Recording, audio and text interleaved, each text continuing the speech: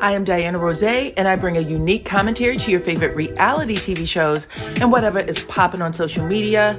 If you are not a subscriber, please become one. Hit that notification bell too, that way you don't miss any of my videos. I go by Dyana Rozay on all platforms, and I appreciate every single one of y'all for rocking with me.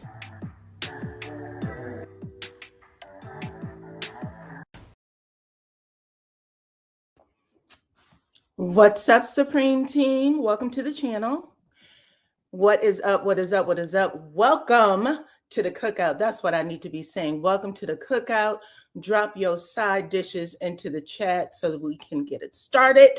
Okay, I have been gone for 3 days off of this platform, not because I wanted to, child, but I had some other things that were pressing. And then when I was doing it, my brain just would not let me come back onto the platform. I would have been all bad energy, but I am here now, okay? And I appreciate every single one of you guys for coming in to listen to this review. We are talking about Belle Collective Birmingham, the new show, the spinoff from Belle Collective Jackson. And this is being led by Stormmy Still. There's a lady named Tiffaney. Ooh, you know what I forgot to do? I forgot to put this on the screen. Let me see if I can find the ladies, because I don't want you guys to, if you guys are new to the platform, hold on. If y'all are new to the platform, I don't want you to get confused by some of the names because these are all new characters. So while you are coming in, drop your side dish into the chat for me. We are about to have a good time, child. I have a whole bunch of stuff to talk to y'all about, including someone left me a fantastic little comment on my last review for Belle Collective, and I want to make sure that I address it here because maybe she'll come back. Maybe she'll come back for this review, and I want to make sure that I answer every point. I answer every point. But come on in. I see Just Not Blue. Child, people were dropping all kinds of tea about Tiffaney. Let me show y'all Tiffaney. You said, although I do not agree, although I do agree that you need to have the right energy around you. Disinviting her is still bad for the group dynamics. Okay. So I did ask y'all to take the poll at the top of the chat. If you are watching the replay, let me put up the poll question and y'all can answer it in the regular comment section, okay? If you watch the show, y'all know that Tiffaney was uninvited, okay? She was invited at first during a whole meeting, a party. Stormmy said, everybody can come. And then she turned back around and said that Tiffaney was uninvited from the TikTok live. And I asked you guys if you agreed or not. If you agree, put yes. And I said yes, because the energy must be right. This was a once in a lifetime situation, right? This was her first 48-hour live. She said, baby, I don't like that woman's energy. I don't want her throwing me off. If you guys agree with that, then mark yes. If you don't agree, mark no. And I put down the reason as you thought it was rude and bad for the collective. You wanted it to, maybe there was a different way to handle it. I don't know, but y'all will share that with me when we get there. Y'all will share that with me when we get there. Let's see. This is really good. 20 times better than Love and Mayor Tunstfield. This is Brooks Christian in the house. Okay, Brooks Christian, baby. Flora said Stormmy is still the same wolf in sheep's clothing. Okay, Flora. Hey, Miss Flora, by the way, nice to have you today. I know I see you sometimes in the comment section, but nice to have you on the live. This is Stormy's show. She's running it. I'm happy for her. Okay, Mary Willis. And I do want to say hello to my sister. Y'all know I always shout out my sister. Same mama, same daddy. Okay, she is volunteering her time here as a moderator. Y'all say hello to her, please. I don't mind if we have different opinions. I swear to God, I don't. sometimes my nerves get bad. I do admit to that, but I'm feeling a lot better because I got a lot of stuff taken care of over the last 3 days. Y'all know how life can come at you fast. But hey, what's up? I see Marie is here. Welcome, Marie. And then I also want to shout out one of my favorite sisters, Belicious, who's also a member. She says she got the barbecue wings and the fresh rolls. What's up, girl? Audie is here. Good morning. I absolutely love your voice. I have the mac and cheese. Girl, thank you. You are so sweet to me. Thank you, Belicious. Thank you, thank you, thank you. All right. The chips and the Lawson's dip, baby. Oh, I was about to say, who knows about Lawson's dip other than the people from Ohio? It is a person from Ohio. Yes, baby. If you don't have that Lawson's dip, you have nothing. Okay. We loved Thomason's growing up, but that company went out of business, but it was delicious. The nana pudding is in the house. All right, welcome, y'all. You guys are so amazing. And I do want to say hello to Babette, another member. Welcome, Babette. Love to have you, girl. Welcome, welcome, welcome. Okay, listen, y'all. I'm going to start this conversation out with a comment before we even get started, okay? Before we even get started, I'm going to start this with a comment that I had on my last video, episode 2 of Bell Collective Birmingham. And the only reason why I'm bringing this up is because she made some points that I just want to address because I know what type of content creator I am. And I also know that I have been dragged for being this kind of content, even though people are like, you don't get into anybody's business, you don't start no problems. That's true. But y'all know that there is content creator wars. And sometimes in order to, get to the top of the hill, you got to stab people in the back. That's just what it is. And y'all know there was a big back bitch who did that to me, right? You know it. Okay, come on in, everybody. Welcome, welcome, welcome. Happy Saturday, Erica. But without further ado, I'm just going to address a comment that was left on last week's video. And there was a conversation had with one of my friends, okay, because I do like this person a lot. I'm not going to say their name, but we've talked, you know what I'm saying? On the phone, talk. So this is somebody that I like, I respect, I believe to be a friend of mine, as friendly as we can be on these YouTube streets. Not everybody gets my phone number, you know what I'm saying? So with that being said, let me post this comment. So last week, the question was, there was something that happened where there was a question about Bell Collective Birmingham being Melody's idea. And I'm assuming what the conversation was that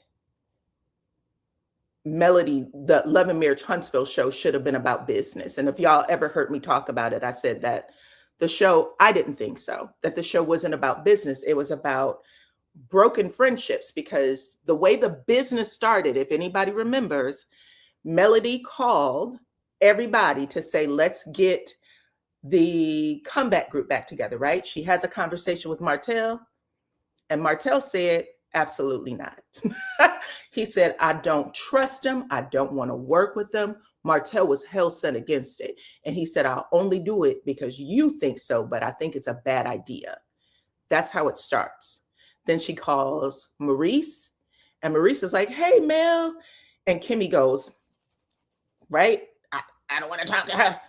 And then after it was all said and done, Kimmy says, I don't want to do this again. Same with Marceau. Called Marceau. Marceau said, let me run it past Tisha. Tisha said, no, I don't want to get back into business with the Hulks. And then they all meet on that grassy knoll. They all meet, and then they all hash it out. And the hash out was Kimmy believed that Melody and Martell bought the 47 acres behind Marceau's back. Y'all know he found it. We all agreed that we would not move forward with it. And then after we agreed not to move forward, you guys went and bought it. And we think that's some bullshit. That was the meeting. That's how we got introduced to the business piece. Okay. And I'm saying this for a reason, because after this, after they all, hashed out the differences, they all put their hands on top of each other and comeback group, you know what I'm saying? We all about to kick it. Melody and Martell started going at it. And then Melody calls the Scotts 1 and 2 back to the grassy knoll. This is after they had the business meeting where Tisha brought the kids and Mel was like, what you people here with the kids? Like, be serious. This was after that. Melody brings them back together, just the Scotts, not Martell. And she said, I'm out. This is within the first couple of episodes. You don't have to go to season 2, season 3, season 1, first couple of episodes. She said, baby, I'm out. I don't know if me and Martell are going to make it. So I'm not doing this. And then she tells them individually, you keep doing credit repair. You going ahead and build hotels or whatever the fuck you building. You keep doing mommy shit and you keep selling houses or nursing. And if we need to refer to each other, cool, but I'm out the business. That's the first couple of episodes, y'all. Then Melody and Martell, they're pregnant. They decide that they're going to move forward. They recommit. Only the Scotts, who have a little more information than the viewers, the Scotts, because hindsight is 2020. The Scotts were like, remember when they're on the grassy knoll and Mel is talking to them, and she's like, I don't think we're going to make it. And they're like this, like, God damn, y'all told us not to talk about this stuff. And Mel was like, he's still cheating. He's still doing all this shit. They were sworn to secrecy. They're making all kinds of faces like, what do we do? What do we say? This is, again, hindsight is 2020, because when you first look at it, you're like, well, what are they making faces for? You're mad at them.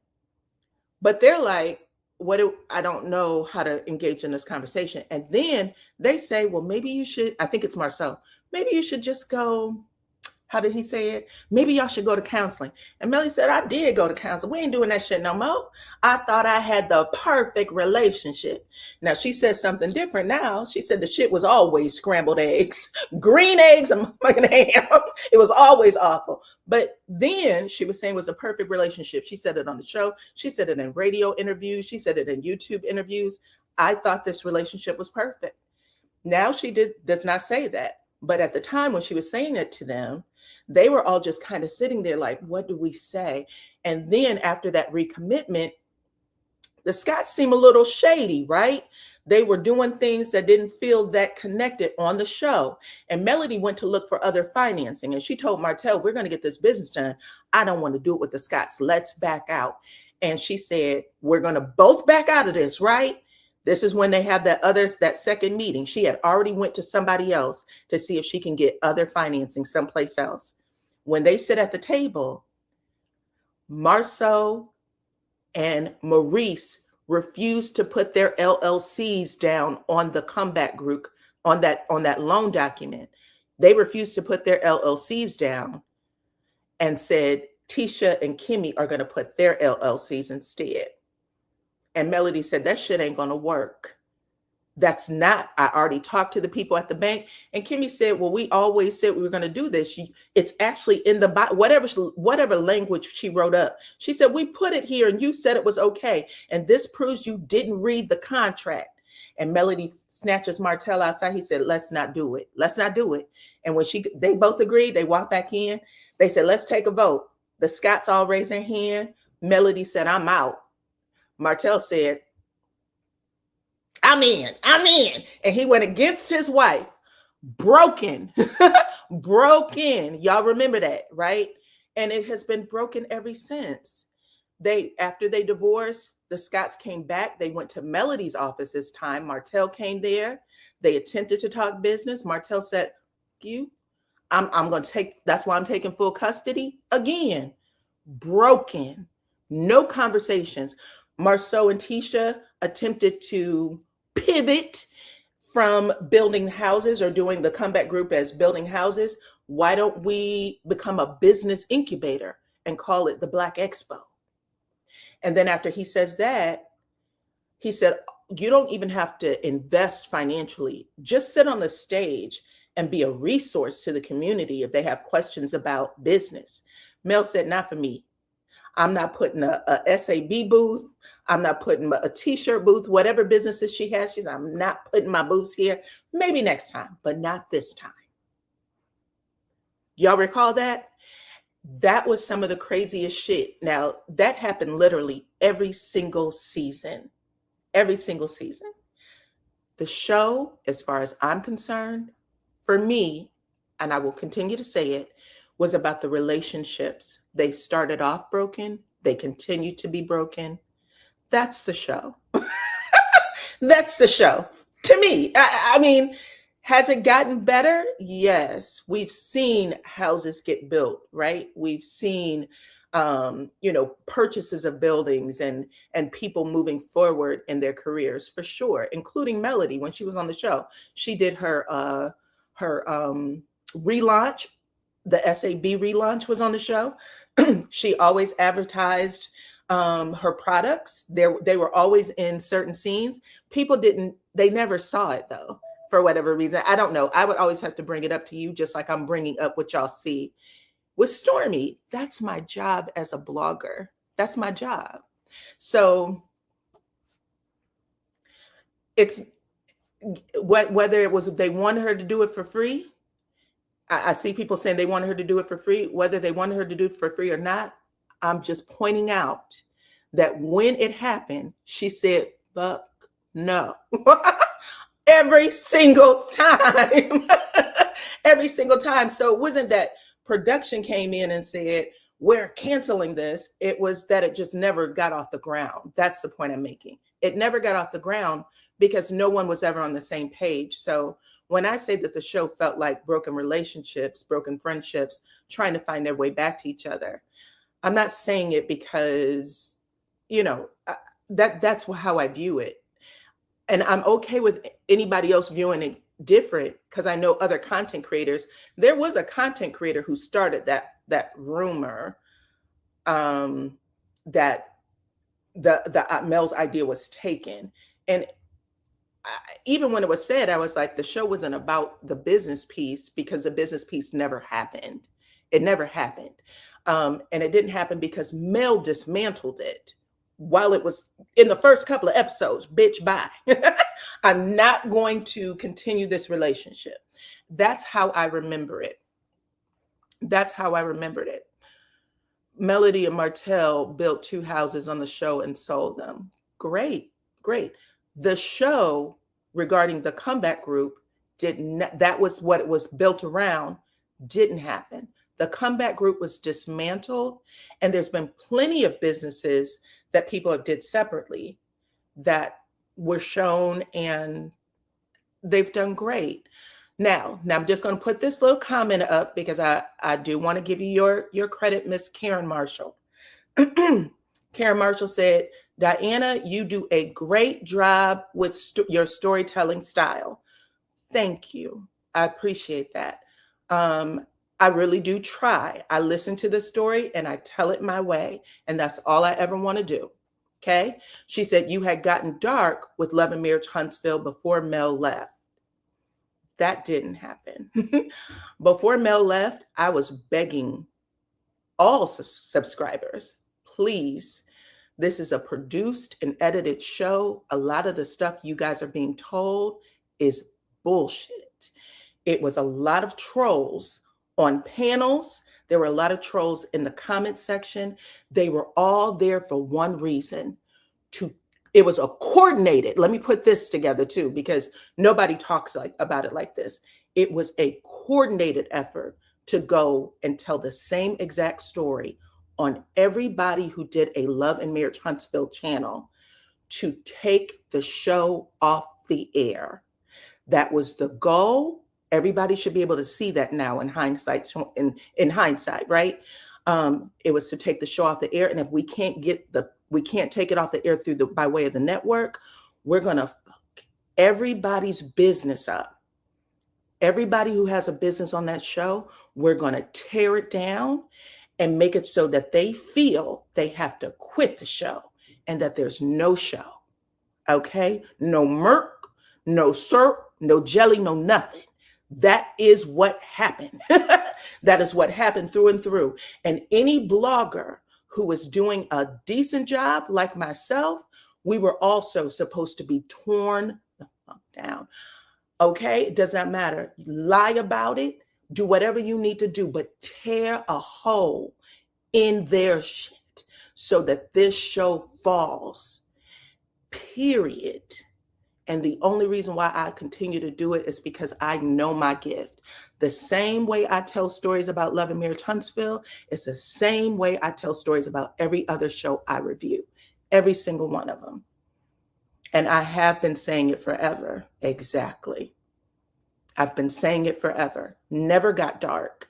Simply said, guys, y'all, do you see that they're trying to mend their friendships and everybody is tearing them down? The business pieces, people were literally tearing down while we were watching it. So no, I don't accept that. I'm not sure whose channel you were on, but it was not mine. So I do want to say that. And then she goes on to say, you did say Love and Marriage Huntsville wasn't about business. Stand on it. Absolutely was not. You said that people did not want to hear about the businesses. Stand on it. When the businesses were talked about, lowest rated episodes of the show, and nobody wanted to deal with it. Nobody wanted to hear it. People rooted for Melody backing out of those business projects that would have been the collective. They cheered for it. So no, that's not true. And then you said, so I can understand some challenging you when you're raving about Stormy. Raved? I raved about Mel. I promoted her shit without her asking me to. I promoted it every single time. I raved about her in ways that I will never rave about any fucking body else unless they share my last name or my blood. So just an FYI, I'm not sure, again, because I remember you being on my channel.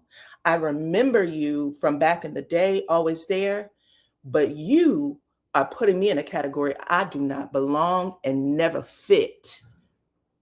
And that's on God. And I don't take any of it back. So just so you know, just in case, because like I said, I know a lot of people would listen to these conversations being had on every single channel. And so sometimes that shit scrambles your mind. And it's meant to do that, by the way. The people that were actively doing this stuff that y'all don't see anymore, coordinated effort, planned, meant to. It was a goal to tear shit down. And then it just went away magically. And if y'all sit and think about this stuff just a little bit, you will see the holes in the stuff. People who could barely read or write were getting documents on their channel that they couldn't read. They would ask subscribers to come up and read them, or they would send it out to another channel or have another content creator come on their channel to read them. Why didn't that stuff go to the bigger channels, right? Why not go to a Funky Dineva like that's the first one who sent it, or a Sherelle World, or a Tasha K, whomever. There were people talking about this show still. It went to specific people who didn't know enough to contact lawyers because they were considered that they were going to be patsies. They were patsies. That's how they were being used. And then channels like mine was supposed to grab that information and repeat it. And what did I say multiple times? I'm not repeating that story. There's something wrong, without trying to dog anybody, because I don't want to bring harm to anyone. But I knew what it was because I talked to lawyers about certain shit that was given to me, and they said, don't do it. So it was really clear at some point, and I literally backed out of it just because I didn't want whatever was happening. I said I would be safer if I didn't participate. I'll be safer if I just don't participate. That was the thing. One of the biggest stories, and I'm gonna put this out here just so y'all pay attention. One of the biggest stories that came out, because I didn't say this the way I wanted to in my last review for Love and Marriage Huntsville.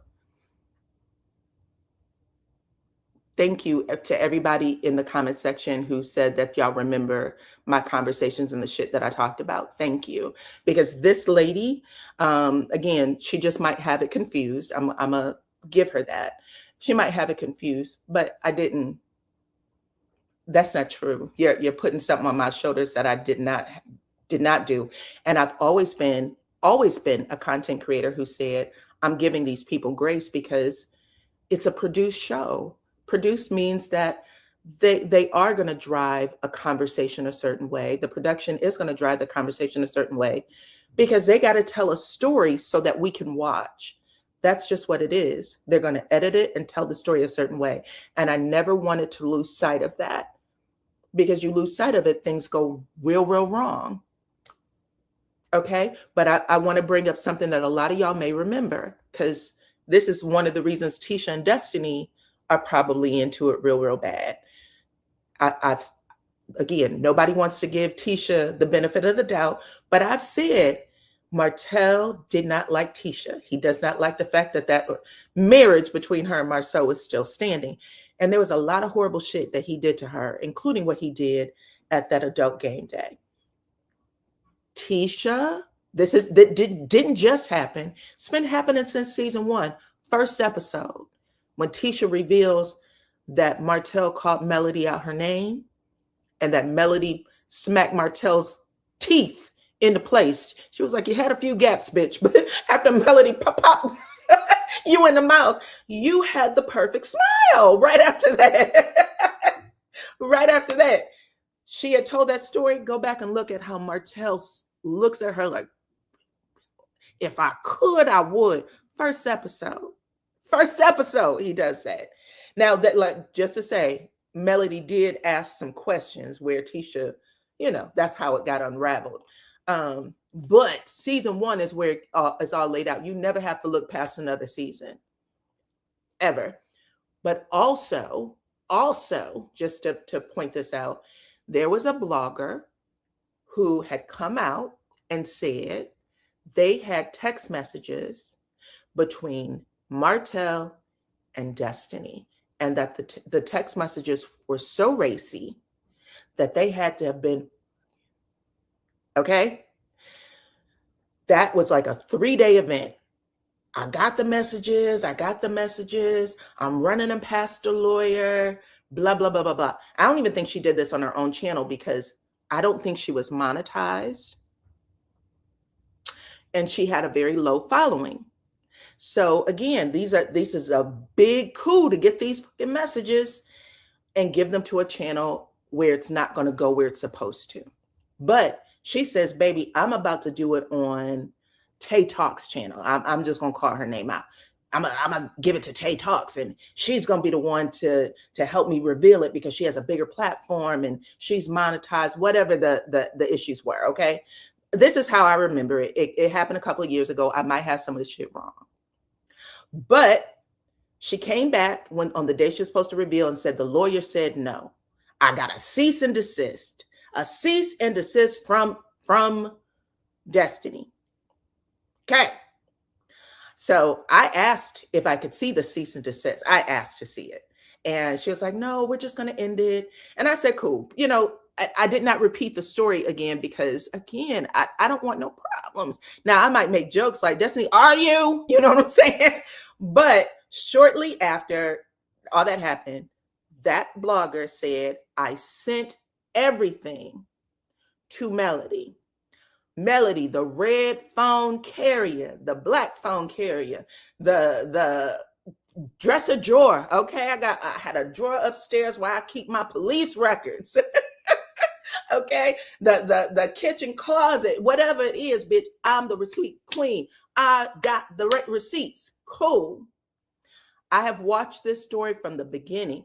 When Melody has an interview with Crystal XO, and I want to say shortly after that information came out, Crystal XO said, do you believe your ex-husband and one of your best friends is...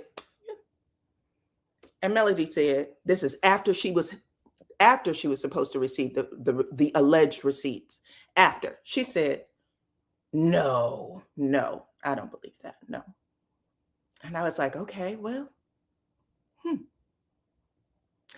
then it can't be true if she's not going to say it, right? So I said either somebody sent her some bogus receipts, which could be possible. She said no. But there's been so many times that Melody could have dropped those actual receipts. And y'all know all the times too. Y'all know it. Okay? She sat on that stage with Destiny. I think that's one Destiny, the last reunion before Destiny came back. And Mel said some shit like, you was on the phone with Martell you was calling him early in the morning, and Destiny cocked that head to the side. And now I know when Destiny does this is her, I'm coming in for the fucking kill look. And she went and smiled. And we were all like, what is going on? Because there's so many secrets on that show that really we're just watching to see what secret's going to be revealed at this point, because that's what's keeping the show moving, is that there's so many secrets. But when she does that, and we were like, what is going on? She was like, do you want me to tell the truths I hold about you? And Mel was like, did I say that? And I'm like, well, what the? But Melody definitely could have said, bitch, I got the receipts. So the blogger sent them to me.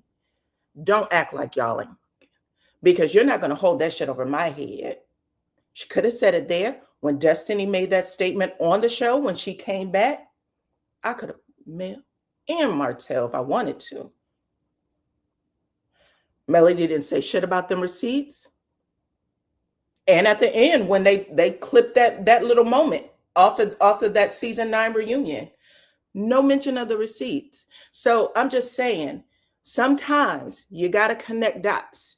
And my job as a blogger is to connect dots. And I tell you guys things from my perspective. And you don't have to agree with it. You don't have to like it. But don't fucking lie on me. That's all I'm saying. Don't lie on me. Because at the end of the day, I still said, no matter what, when the mug shots was coming out, I'm not doing these stories. This is a coordinated effort to either tear someone's channel down or to have someone sued.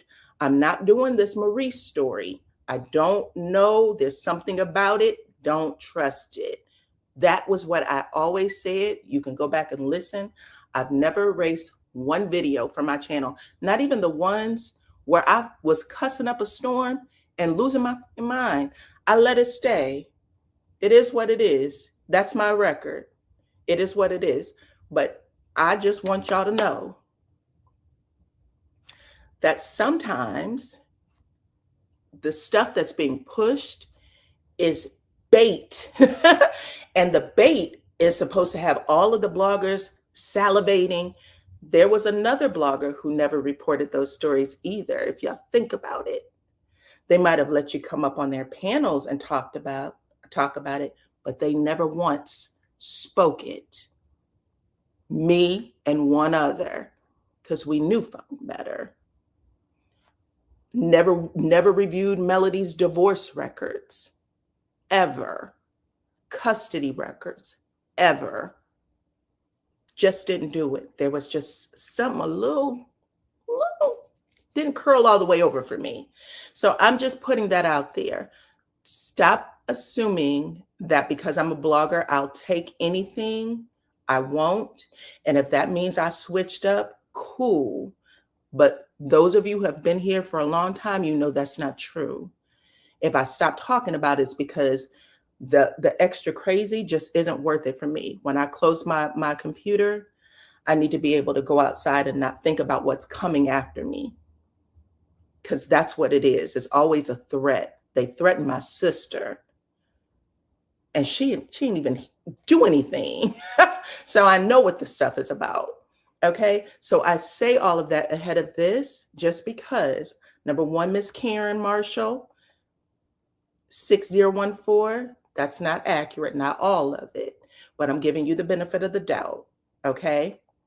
I'm not blowing smoke up Stormy's ass. I'm doing for her what I've done for all of them at some point. Because I like Black business and Black people. And I think that they deserve to eat. And I think that they pave a way for other Black people to climb the ladder. And I don't appreciate when people have use people basically and get things to a certain place and then decide nobody can eat anymore. That's dirty. That's usury. That I don't agree with. Okay. Anyways, now that I've got that out my system, and I thank y'all for coming in and just listening to that little bit, child, ahead of this story, because what I just said actually is more story than what I'm about to give in this review. But y'all got me twisted if y'all think that these little backroom conversations that get had about me have some sort of weight, or because I ignore a lot of shit, that I'm going to just let y'all keep repeating things like it's true when it's not. There isn't one video that I've taken down ever. And I've never backstabbed anybody. I've never did anything to take anybody's subscribers. I've always thought that I was talented enough to stand on my own. Always. Period. There's been a lot of people that couldn't, though.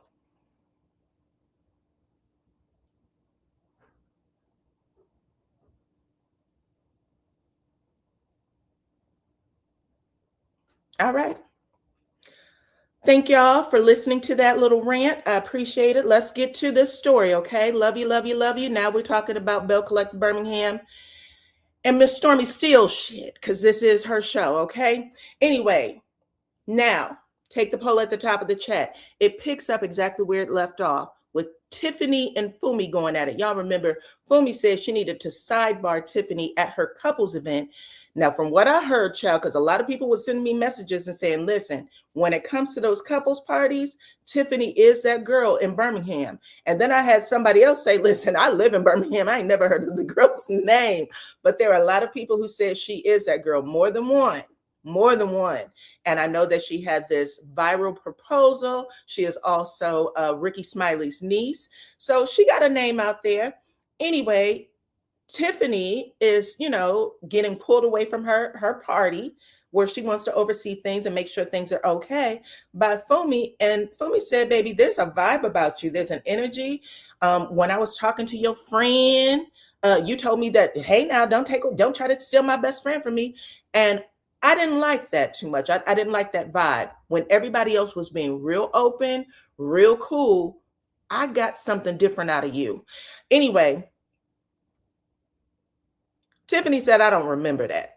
Let's start there. I don't remember it. I'm not saying that I didn't say that, or whatever you say I said, I may have said. However, I don't remember it that way. I remember greeting you. I remember hugging you. I don't believe I was cold at all. But your feelings are valid, girl. I'm not going to say your feelings aren't valid. Your feelings are valid. I'm not going to take that away from you. And she basically dismisses Fumi, okay? Fumi said, well, if you don't think that you've done anything wrong, I guess there's nothing left to discuss. And Tiffany said, agreed. She said, agreed. Then Fumi thanks Tiffany for inviting her. And when Tiffany got in her confessional, she said, I didn't even invite your ass. I literally purposely did not invite you. I told you not to be here. Okay. So Fumi goes running out the door. She's ready to go.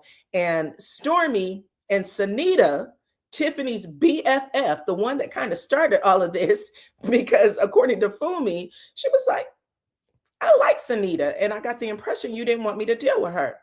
Stormmy and Sanita actually sidebarred Fumi when they are on their way, when she's on her way out. And they were like, how did things go between you and Tiffany? What's up? And Fumi said, we didn't get anywhere. She was very dismissive. And at the end of the day, you can just tell when someone doesn't vibe with you. So I'm just going to leave it where it's at. Then Fumi said, listen, your dog peeped that hoe when y'all were at my house. Y'all remember I made Trey the scene snatcher last week. She said, your dog peeped Tiffany out when y'all were at my house, and we're gonna leave it there, baby, because I don't think I like that girl too much. Anyway, while that's happening outside, Tiffany is inside, and she's talking to Amber, and she said, I don't like that mess went down at my event here, right? She said, y'all know couples parties, the things I do with these couple events, this is my thing. This is my jam. This is where I come alive. So being pulled aside to have that damn conversation at my event Why didn't she have it with me at her house? Or why didn't she call? Whatever the cases may be, there was a different time, a different place is when this should have went down. Okay. Anyway, while she's saying all of this, oh,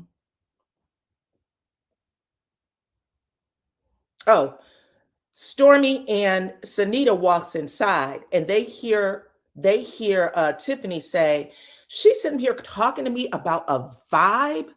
A vibe isn't a fact, baby. A vibe is your feelings. Your feelings can be from anything. But while she's saying that, Stormy overhears her and she goes, baby, I'm all about vibe. I'm all about energy.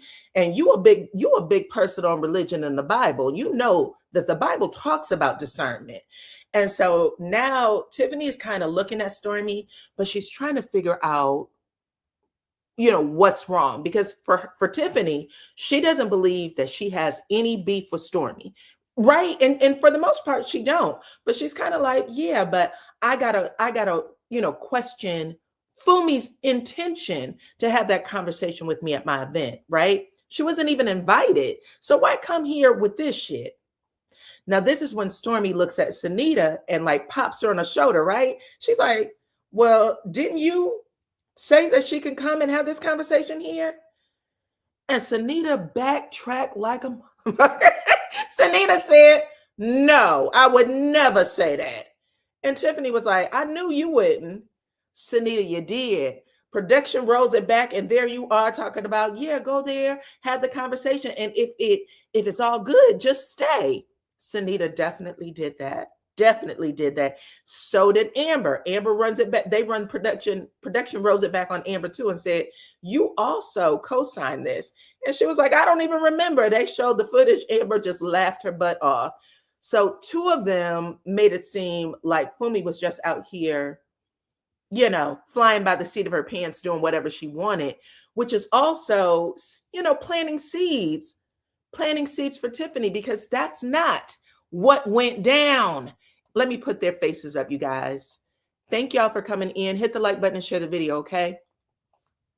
Because that's not what went down. But Stormy looks over at Sunita like, girl, did you literally just forget, or are you just unable to stand on business? Because now Stormy does have a way of turning her lip up toward her nose when she's like in a little bit of a funk. She was like, bitch, I was sitting there when you told the girl to come. Anyway, doesn't matter. Doesn't matter. Stormy's like, cool, I'm on my way out. Tiffany is trying to joke with Stormy a little bit. Stormy's like, I've been picking up plates and stuff like that. And Tiffany's like, girl, well, now you can mop the floor, clean up on aisle 6 or whatever. And it is not good for Stormy. Like, whatever energy or thought Stormy has about Tiffany, it's making them worse. Tiffany is not catching the vibe, or at least she doesn't understand it, because in her head, she's like, girl, I didn't do nothing to you. So when Stormy walks out, she was like, that bitch got me fucked up. And she's going to make me whoop her ass. Like, she's really thinking, girl, this could go left real quick. While Tiffany's inside, sitting on her husband's lap, talking about, this is a good time. Not only is it a good time, but she said, baby, I can't wait to have the next couples party, and I want Stormy and Courtney to be there. I was like, oh my goodness. Have y'all ever had that situation where two people walk away with completely different thoughts? One is thinking, I just made a friend, and the other one was like, bye. I never want to fool with you again. And that's exactly what happened. Stormy walked out of there like, I'm not dealing with her no more. While Tiffany is thinking everything's good. It was pretty crazy, but child, that's exactly how it played out. I thought that was disrespectful. You thought it was disrespectful to say clean up on aisle 9? You're not the only one. You said that was a power play. Tiffany is one of those Christian monsters. Oh my gosh. Well, that's what happened, girl. I think that is I think that is part of her personality. I really do. But I think that it's going to rub people the wrong way until you get to know her a little better. Okay. But we'll see. Anyway, now we are at Stormy's house, and Stormy and her, I forgot what he is. He's some sort of manager. His name is Mike. But Stormy and Mike are outside talking, and that big old dog of Courtney's, I guess it's some sort of sheep dog. That's the biggest dog ever, and I had a big ass dog. Okay, I had a blue pit bull. I mean, his head was the size of my head, with hair. Okay, but yeah, that big old dog was outside trying to get his camera time, child. It was actually cute. Anyway, Stormy tells Mike that they got to get the details right for this 48-hour live stream where they are going to sell nonstop for 24 hours. Okay, all gas, no brakes. This is a mini HSN, QVC, whatever those programs are that run 24 hours. And Stormy said, listen, baby, I got to get people tuned in. Okay, when people want to take a nap, I need somebody who is there, that's making sure that they eyes stay open. And I'm about to call Martell Holt, because quiet as kept, even though people love to hate this motherfucker. Even though people love to hate him, there's a lot of women out here that find this man attractive. And listen, she's not lying. When Martell, I read comments. Y'all know I like to read people's comments. But when Martell be posting his little stuff, there be so many women in there throwing it at him. It's crazy. They do the same thing to Martell. Didn't Martell say that on the show as they do to Ken? Martell said, I know you get a whole bunch of women in your DMs because I get them, okay? They be throwing it all away, okay? Anyway, Stormy said, I'm going to invite Martell Hope, have him have conversations with Lala, and this could be real cool. Now, I have to admit, I did not see all of Martell's part. I guess I saw the clips on YouTube or wherever these clips were, child. It was on YouTube for sure. But Martell did end up showing up there. We'll talk about it when he gets there. Anyway, when she gets Martell on the phone and asked him if he wants to be a part of it, he said, cool, that sounds fine. And he said, let Lala know that I'm a villain because I don't want her, I don't want her to be sitting there not realizing who I am. Child, everybody knows who your ass is. TMZ, and that arrest made sure of that. You were the shot heard all around the world, baby. So no worries about that. But yes, Lala did look like she had a good vibe with Martell because she was asking him all kind of questions about dating. Okay. Anyway, after that, Stormy ends up telling Mike that she uninvited Tiffaney. She's been uninvited, not coming. I don't like that girl's vibe, and her energy is off, which throws my energy off. She basically says that this is a big event and she does not want to roll the dice on any of it. Okay, so for her, she's like, it's a no. Thank you, girl. Miss Swimming with the Pisces. My mama was a Pisces. I told y'all that. Anyway, she said, I don't want to roll the dice. So she's been uninvited. This is a big event. Okay. I'm trying to make a milli on this 48 hours live. If not a milli, 2 milli, more than that. And I don't want anyone around me that's going to, razzle my dazzle. So it's a no. And even Mike was like, are you lying? Did you really uninvite her? She said, I sure the hell did. Okay. Now, while all this is going on, there's little scenes back and forth with Tiffaney and Amber. Amber had went to Tiffany's house and they rehashed the party. And Tiffaney said, listen, I thought that we had a real good time. And, outside of Fumi, everything went well, but I don't like for people to throw me off my game. And I feel like she did that. She wasn't supposed to be there. So Tiffany's essentially having the same exact conversation that Stormy's having by saying, I don't want anyone that's going to throw off my energy there. Tiffany's having the same conversation with Amber. I didn't want that to happen. It's not that I dislike the girl.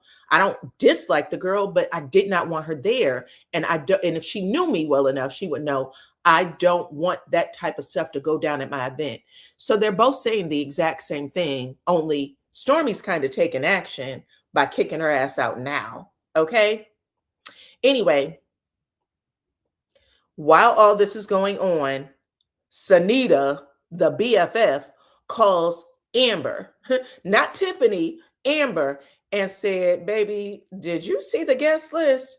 And Amber's like, I got you on speakerphone and Tiffany's here. And she's like, hey, girl. She said, no, because I got to be there anyway. I'm the CFO. I work there. And she said, well, interesting. A text message just came and it's me, it's Kayla, it's Fumi.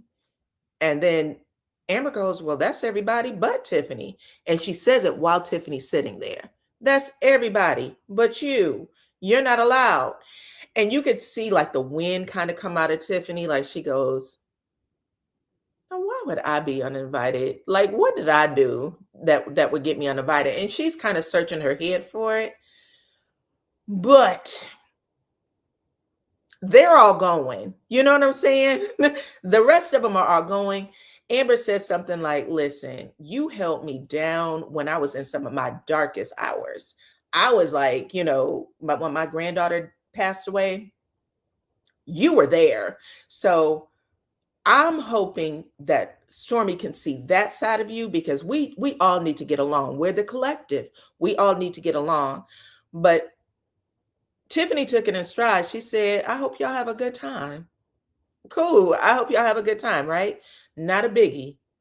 At least that's how she wants it to seem, even though we all know that this is going to come back up later. Because, baby, you disinvite me from some shit.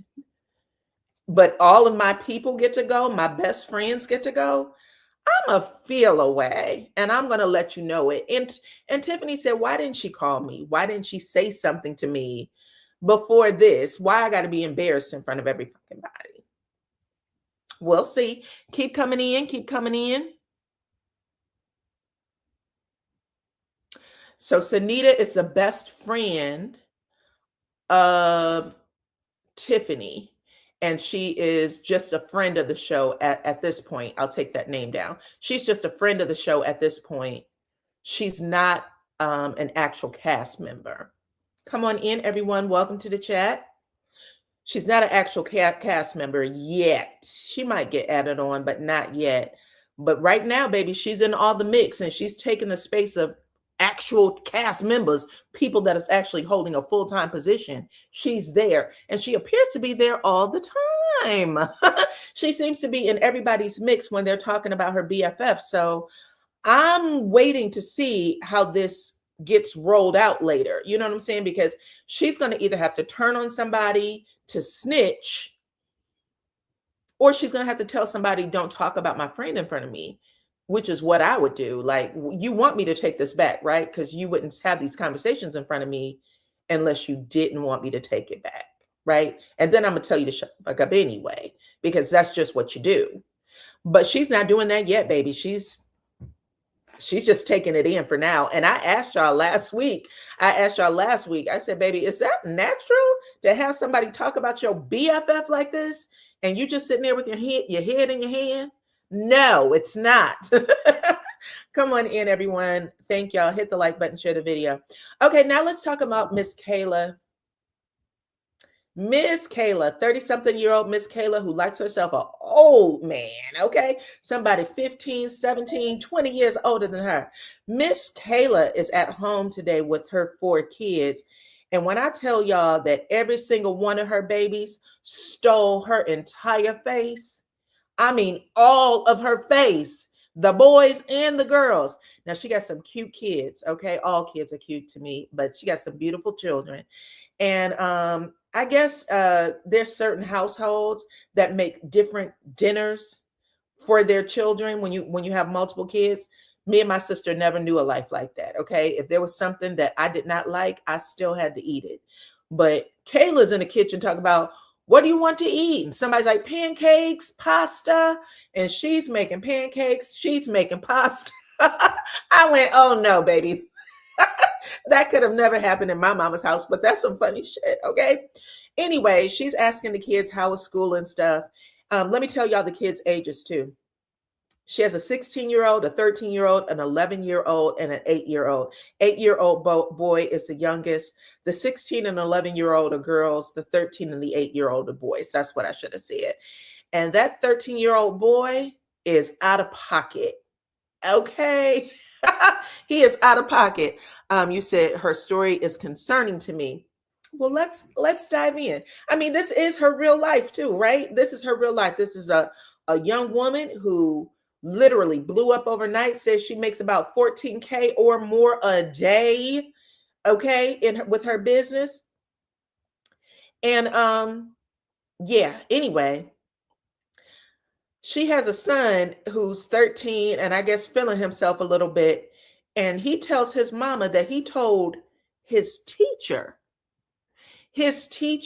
after I guess he was coughing. He looks like he could be a class clown, to be funny. He looks like he probably was coughing on purpose. So he's coughing out loud in the class, and I guess the kids are laughing and stuff, and the teacher turns around and says, "Stop laughing at him. He's not funny. Don't laugh at him." And this kid tells his teacher to get off his meat. Now, clearly the teacher didn't hear him because his ass would have gotten in trouble. He would have went to the office and probably suspended. But Kayla's response to this was, "No, you didn't."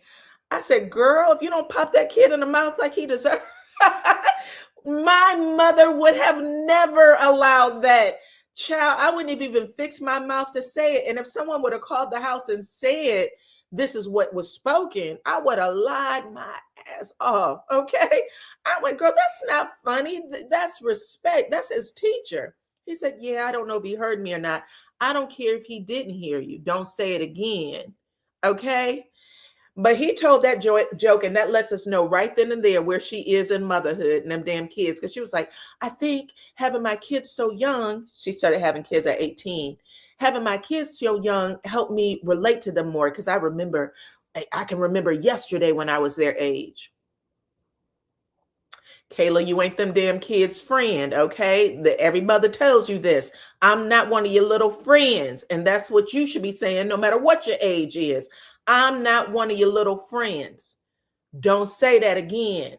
If anybody calls this house and told me that you disrespected them with that mouth, sir, okay, it'll be curtains when your ass get home. My mother would have still had her foot in my brother's behind. Okay. So when she did that, I started cracking up because I said, "Damn, Kayla, that's a problem. That's a problem, sis." But cool. Cool. You thought it was funny, which just endorses him acting stupid in class one more time. Okay, one more again. Anyway, she also gives us the background on everything with her ex-husband. She's really telling and sharing a lot of herself. I want to say kudos, Kayla, for telling everybody stuff. You do have one of the most interesting storylines right now, sis. And I hope that you continue to share. I hope that, stuff that's being said online doesn't close you up, because you have a very interesting story. And this happens all the time. And right now we have a culture where there are women who call themselves sugar babies, looking for sugar daddies. Men too. I forgot what the boys call themselves, looking for older women to take care of them. But this is a part of culture. Now, I don't know if that was the case for you back then, but it certainly is today. So whatever you can share about your life, let's do it. Let's put it out there, okay? Don't be ashamed of it. Anyway, Kayla said bottom line is she had met her husband when she was 17, and she ended up keeping it a secret. She told the man that she was 18. He still was 15 or 14 years older than her, and he was okay with that. She was still a child. But she said she kept it away from her mama.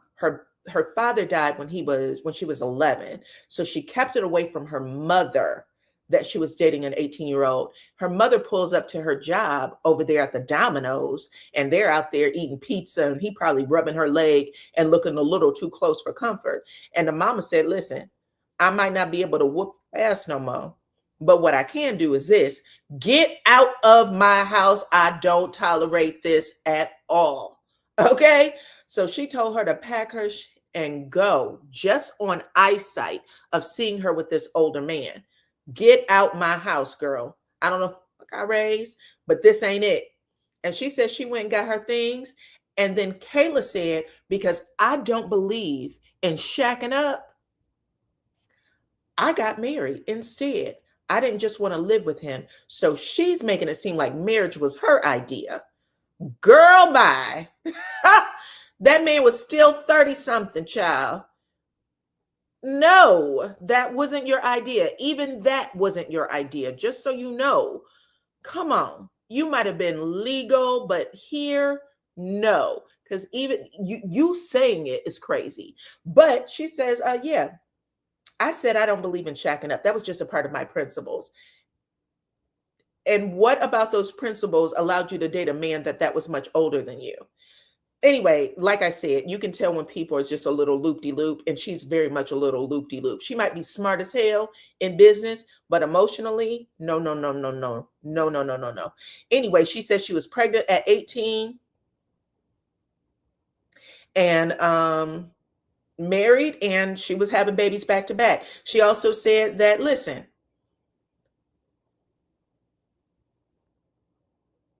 she had a traditional stay-at-home marriage. I cook, I clean, I wait on him. I wait for him to tell me what to do. I wait for him to give me money so that I can go down to the Piggly Wiggly. I wait on my husband, period. And when that business blew up overnight, pay attention to this, when that business blew up overnight and she started making more money than him, he couldn't take it. And he started accusing her of shit because you can't be smarter than me. You can't make more money than me. This is very much the Greg Leak storyline. Nene and Greg, when Nene said Greg was a money maker, I didn't do it. And he knew I wanted to be an actress. And when things started pouring in for me, he couldn't take it. And he had that conversation with somebody that was supposed to be his friend. And they put it on the radio station and embarrassed the hell out of Nene. And she divorced him right after that. But same here with Kayla. Kayla said, I didn't know what was going on. What I knew is that my business and the fulfillment I was getting out of it meant more to me than staying in the relationship. But she probably would have stayed in it if he would have, wouldn't have been a jealous bastard who was trying to stop her from doing what God had for her, whatever purpose she has found in herself. Because prior to that, she didn't have a voice. And this is important based on some stuff I'm about to share with y'all later. But just on that alone, I was like, oh my goodness, Kayla. Overnight, life changed for that girl. Overnight. Okay? Anyway, now we are at Stormmy. Stormmy is at the warehouse. This is basically the countdown to her live. And Stormmy is saying, listen, is telling her accolades. She said she personally sold $2.6 million in a single live. And right now, in order to make this 48-hour live just as successful, she wants to at least sell 1 million with this collab with Lala Anthony. And then they start showing all the stuff that they had to do. The keepsake boxes for the product that came in. She said, this is better than I expected. She loves the boxes. And they still can't get all 5,000 before the live is set to happen, which I believe was within the next 48 hours. But she said, I can't get all of the boxes. And she asked the guy, I think his name is Steve or something, when can you get this out? He said, I'm going to deliver it to you or send it out, ship it out to you today. Stormmy said, can we just go pick it up? In Chicago, from Huntsville. She said, can we just go pick it up? This is how small businesses work, okay?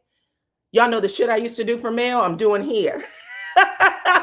This is how small businesses work. Sometimes people really have that mindset. I need to control every single moment of every single second.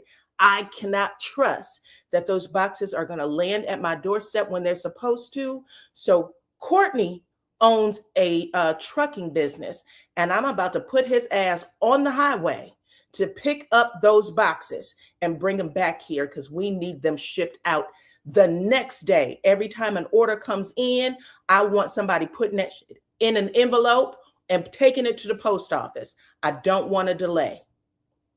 Just like that. That's business. Not everybody can do that either. Sometimes people have to apologize and tell you, I tried to get the boxes in. I'm sorry for the delay, post all kinds of messages.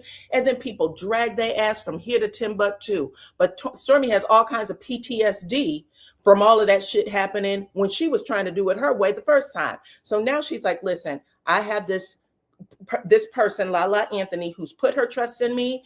And even if we have to drive to Chicago to pick up the boxes, I will do it, because that's what that's how successful I want this shit to go off without a hitch. Ask my sister the stuff I used to do when I used to work for a small business and I managed it. Oh my God. I don't think I ever slept Monday through Sunday. My life never belonged to me for years, because I was the one to go pick things up, take it where it needed to be every single minute of every single day. It was something. But yes. Anyway, after all of that, now let's talk about Amber and Kylan. So Kylan is Amber's niece. We talked about that a little bit. We learned a little bit about Kylan. She's an influencer and a marketing coordinator for Canvas. Literally came right up out of college and started working for Stormy. And I guess Stormy's showing her the ropes, and she must be a fast learner, baby. Anyway, they're discussing, not to mention her auntie is a CFO, but Amber said that Kylan is everybody's niece. This girl is a fast learner. She comes in, she gets the job done. People love her. Okay. Kylan said that as the host, because she's going to host the live, she plans to have several different looks. Okay. Like she's Kiki Shepard from Showtime at the Apollo, baby. I'm going to come out and I'm going to make sure that people keep their eyes on me. And this is exactly the stuff you want to do. They're talking the operations piece, but they're talking about how do you keep people involved in a live? Because let's face it, on TikTok, you're watching a live, that thumb is going to roll that video up so I can see what I'm missing out on. Okay. I need to see, and I'll come back to that live later, but you're never going to stay on the live unless that live is interesting enough to keep you on there for the entire time. And I'm going to say this because this is the only live I've ever watched, like damn near all the way through. And it was a get ready with me that Stormy did. She did something where she's supposed to have a date night with Courtney. And so all of the products that she sells, including her hair products, I think she had the Fenty stuff, the makeup, everything. She did everything in the live. She went into the shower. She had like a little bodysuit on, but she washes her hair. She gets her hair prepped. She starts using the products, the body glaze and shit. When she went to get dressed, she put the lipsticks and all that stuff, the makeup on for Fenty. And the whole time she had a girls' night. Like, so all of her girlfriends is in the room with her talking while she's getting made up and doing her hair. And they were playing music. And I want to say one of the reasons why I watched it is because it was interesting, but also that's how my mama and her sisters used to get ready for when they would go to clubs or whatever. It was a whole day event. We go into the store to get our stockings and blah, blah, blah. And the whole day they stayed with each other at one of the houses, whoever's house it was going to get ready at. And they would talk and play music all day. And me and my cousins, my sister, we'd be in a corner like this, watching them like, I can't wait to get big. I can't wait to get big. But that's what the shit reminded me of. And I was listening to the music like, okay, I like this. I like this. It was that type of vibe. So I did watch that whole thing until Stormy and Courtney walked out the door. He had bought her jewelry. What else happened? They showed themselves at the restaurant for the date. Girl, that was actually a cool live. But yeah, that was the only one that I watched all the way through. Every other live, I won't say everybody's live you watch, but then, after a while you start rolling that damn screen up because you want to see what else is going on. You come back to it eventually, but you'll look at other things too. But anyway, back to Kylan.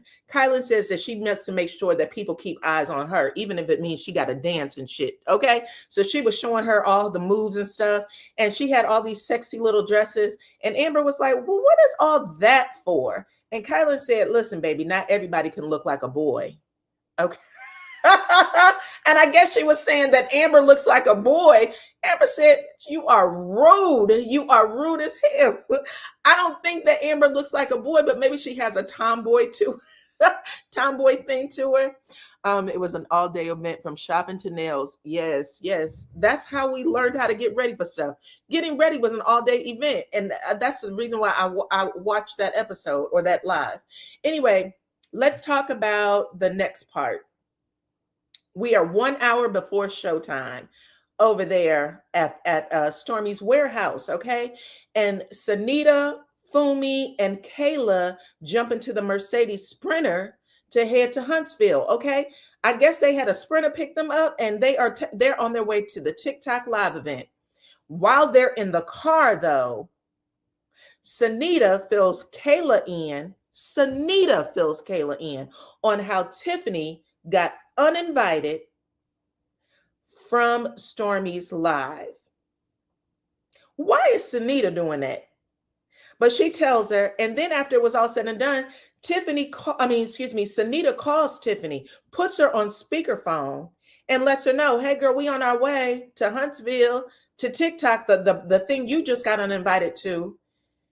And Tiffany was just as gracious and cordial. She was like, "Okay, y'all have fun. Take some pictures for me. Me and my husband are about to go traveling. We're going to have a day date over there in Atlanta."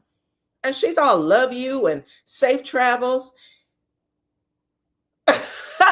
And then you hear Fumi say, "Baby, Tiffany is handling this shit like a champ. Because if you disinvite me from some shit, there's going to be hell to pay. Period. I'm not going to be send me pictures and all that shit. I don't want those pictures." And I have to say, me too, girl, why are you calling me? If you're not calling me to laugh at some shit, to talk about somebody up in there that thought they were the bee's knees and got swatted like a damn fly, if you're not calling me for that, don't call me in that Sprinter van, especially knowing that Fumi is in a front seat listening. Absolutely not. But Tiffany was just like easy breezy lemon squeezy. She didn't give it nothing. Okay. And then when they hang up, when Sanita and Tiffany hang up, Fumi tells Sanita, "You a good friend, girl." Because no ma'am. And Sanita had the nerve to say, "Thank you. I am a good friend. Thank you." That was crazy. Yes, that was messy. Never do that to me. I don't know why you thought that was cute or funny. Now, like I said, Tiffany did not take it personally, at least not in this scene. Who knows what is going to come in the later episodes? But in these current scenes, she's acting like it's no big deal. Okay. Then we get a scene of Tiffany. So Tiffany is at the house packing her kids' suitcases so they can go to their cousin's house. Tiffany said that her and her husband's taking this day trip to Atlanta. And she gets her uncle Ricky Smiley on the phone to ask him for restaurant recommendations. Okay, girl. Okay, girl. Anyway, she said, "Listen, at the end of the day, I don't care. I am headed to Atlanta with my husband. And despite him telling me that he, plans on getting a vasectomy, or at least that he wants one, he doesn't have one yet. So if things go the way I want them to, I'm going to be coming back to the ham with a baby in the oven." Okay. I want a baby in the oven, and that's on that. Okay. Thank you, Golden Life. I appreciate you. That is sweet. I do appreciate every single one of y'all in the chat. Listen, sometimes people, y'all know, people say crazy shit about people, and then you internalize it. You think it's, "Oh, that's true. Diana is a bitch. Diana did do that." I didn't do shit. Leave me alone. But if people say it enough, you'll believe it. Anyway, while all that's going on in the Sprinter van, hold on. In the Sprinter van, Kayla shares a little bit more information about her relationship with Jason. Like I said, Kayla is the only one who is giving a whole lot of TT. But Kayla said, "Listen, I met Jason at this conference. He was there with his daughter, and he walked up to me and said that my daughter loves your hat." And I said, "Oh, really?" really? Let me get her one. And she said from that day on, they have never stopped talking. Okay. She said, we never stopped talking from that day. And she also said that she likes Jason a lot. They've been in this relationship for over a year. And despite the fact that people think he's an older man who's trying to take over things, you know what I'm saying, play with her head or whatever, she said that Jason is giving her the room to grow after her divorce. She said that he is very conscious of the fact that a lot of the things that she's experiencing is for the first time, because let's face it, I don't care who you are, when you divorce, whether it's at 50, 60, whatever the case may be, when you divorce, you have to learn how to navigate life by yourself. There's some shit you probably never done before alone. And now you got to figure those things out. How does it feel to you? What's my comfort level for things? But she said that Jason is saying to her, baby, you make the decision. What you want to eat, you figure it out. Where do you want to go? You decide. Because he told her, since you've been divorced, you don't know what that feels like. So I'm out here doing my thing as a man. I make decisions for me every day, all day. I'm not going to come in, because he lives in Dallas. I'm not going to come into Birmingham and dictate how things go. I want you to make the decision. I want you to decide what feels good to you. I want you to decide, whatever it is that you want out of this relationship, because you are still new. You are a toddler. This is my saying. One of my mentors told me this when I had left home. I would have left home for maybe the second or third time. I would have left Ohio for the third time. But he said, now that you are I was in Missouri. This is my favorite mentor, Mr. Mike. I'm going to go call him Mr. Mike. But he said, you are a toddler in the world. You are a toddler in the world. I don't give a damn how grown you think you are. You are a toddler in the world. And what I'm never going to do is call your mama and say something happened to you. Okay. So yes, she's getting that speech from her boyfriend. You're a toddler in the world. I didn't have a romantic relationship with that Mike, by the way, but just saying, sometimes you think you know everything, and you have to just also remember, take it easy, figure out what feels right, navigate things properly. And he's telling her that. Now, that sounds like all the right things to say. We are watching on the outside looking in, and that if he is very conscious of that fact, that's a good one. You know what I'm saying? If he's conscious of the fact that this girl literally is leaving a home where someone told her what to do, when to do it, you know what I'm saying? How high? That's very smart.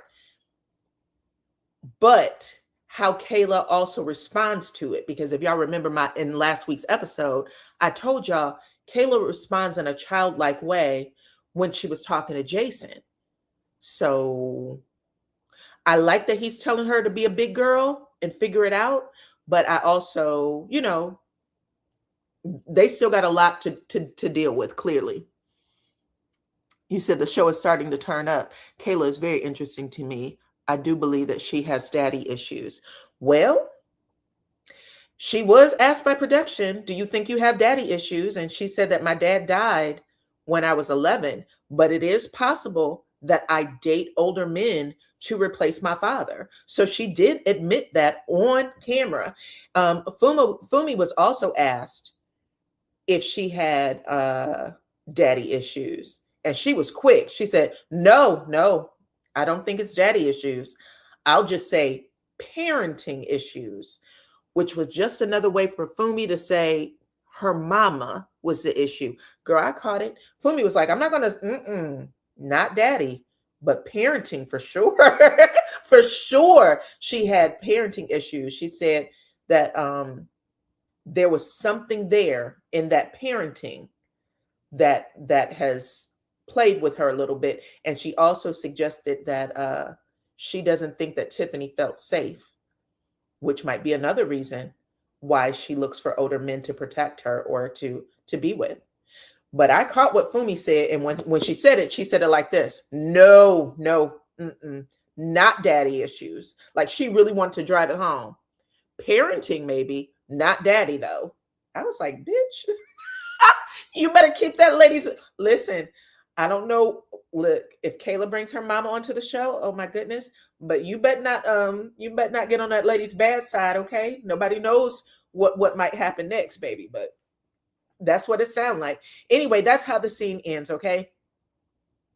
Now we are at the last scene, okay? Last scene is the big TikTok event. Lala Anthony is in the building, baby, and the set is really nice. I'm assuming that they set this entire thing up at Stormy's warehouse. So there is somebody that is a set designer who came in and created the whole theme for the TikTok live. Fumi said her sister was more like her mother. Okay. I agree. She has parenting issues. Okay, listen, it's getting hot. I'm loving this show. I'm liking it. I'm into the storylines. I'm into Kayla's storyline in particular. She has a really interesting storyline to me. Anyway, whoever the set designer is transformed a corner of a warehouse, y'all, to look like this dramatic, luxurious, sexy bedroom. It was all pink and flowers and silk like sheets. It was really fascinating that someone did have the mind to create that. You know what I'm saying? Because not everybody does. You walk into a cold, dirty, dingy ass warehouse, and you're not going to be thinking, how do I make this into, this? You're never going to think that. But whoever this person is absolutely very, very talented. Anyway, it's 5, 4, 3, 2, 1, action. The lights are on and they're getting ready. Stormy said, listen, this is a live event. Anything can happen. Everybody is saying anything can happen. And sure enough, anything does happen. Okay. It opens, if I'm not mistaken, they had 430,000 people at the opening of the live. I did not see that. I did not see it from the beginning, but my God, today they had a number that said 430 with people on it. So I'm assuming they're saying that 430,000 people came onto that screen when the live starts, which is absolutely wild. Anyway, and as soon as the live starts, you know what happens? They lose sound. Stormy is trying to talk to people and the screen is rolling up and people are saying, we can't hear you. You sound staticky. We can't hear you. So Stormy's trying to get the sound back up. And now everybody's nerves is worked. You can tell that they're just kind of like, oh, like they don't want to get yelled at. Stormy realizes that people are all paying attention to her. She's the leader. So if she's acting a fool, you're going to send everybody into chaos. So she's trying to keep it cute, but at the same time, you can see it all over her face. She's pissed. And she's trying because she's also facing a camera. Now, I've seen a couple of people. I've seen a couple of people be frustrated as hell on their live when things aren't going right. Child, y'all be trying your best to keep a smile on your face, but sometimes you just be walking right off the set like I got to get out of here so I can get my mind together. This is the opening of the scene. So Stormy's trying to pretend like she's okay while she's at the same time. Can you get the sound back up? What's the problem? So finally the sound comes back up and there's still more problems. The first sale, I'm assuming, was supposed to be the $300 Lala collab. And they posted the trio, which is not what she wanted to do. Don't take the $175 out their pocket first. Take the $300 price out their pocket first. And then we'll drop the price later, but we need that first one to be the collab, the box set. Whoever pinned it wrong. So she is back there stressing. She is pissed. She's like, dear God, this is a once in a lifetime opportunity and we fucking blew it.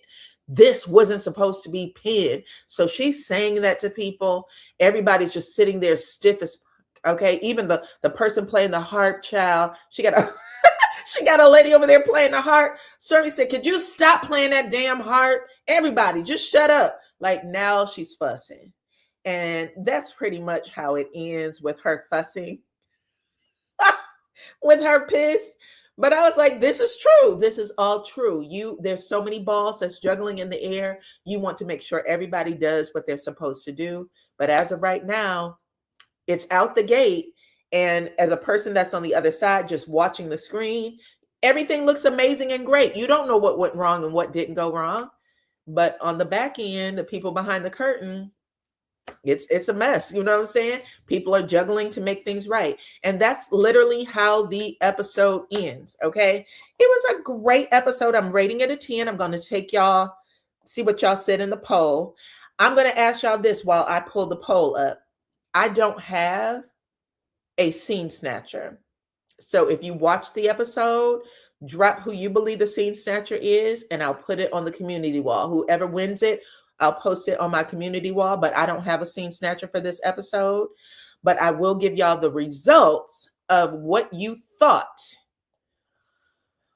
about Stormmy uninviting Tiffany to the TikTok event. I asked you guys if you agreed with it, and 67% of you did. 67% of you said that the energy must be right in order for you to have a successful event. And y'all thought that, listen, this is not something you want to roll the dice with. So I would rather uninvite her and know that I put everything in place to have the best event possible versus bringing her there and then having something happen and then saying, well, bitch, my intuition told me not to do it, right?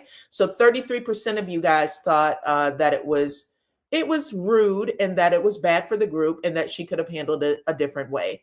But yeah, I'm going to say that if I was a little younger, I would have thought it was rude.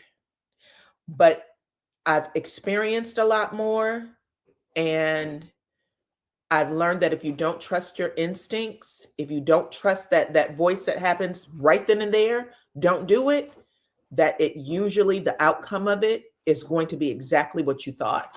And I think that we all have that little voice inside of us that tells us not to do something. We see something that tells us this isn't going to work, right?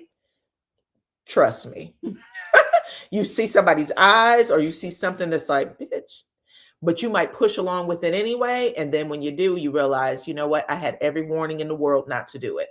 So there was a time when I probably would have said, just invite her and let the chips fall where it may. Ask somebody to run interference with her. But that doesn't always work either. This time I'm going to say where I stand now, I will never do that again. Trust your instincts. Trust your instincts. They never fail you. Let's see. Stormmy simply because she took us behind the scenes is the boss. Okay. The scene snatcher is Stormmy for taking us behind the scenes. That's what Audie said. You said the event is too important for the energy to be off. So Stormmy was right. Okay. You said that Tiffany's face after she found out that she was uninvited to the scene. So she's a scene snatcher for you. Stormy's instincts are off a lot. Okay. Stormy had discernment. Okay. Okay. So I got a tie between Tiffany and Stormy as a scene snatcher. Who wants to break it?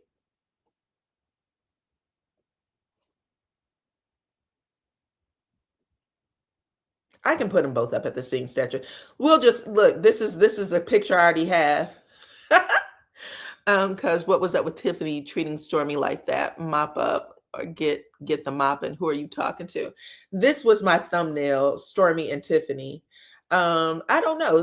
Tiffany is a personality that we got to get to know a little better. Definitely. We all got to get to know them a little better. We're on the 3rd episode. But yeah, it was still funny. Tiffany is a mess. Tiffany got people talking though. Tiffany got people talking.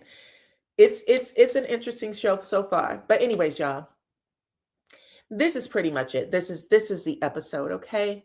I do want to thank you guys.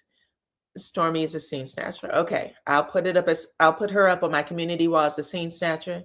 But and I'll say this was viewers' pick. This was the viewers' pick, baby.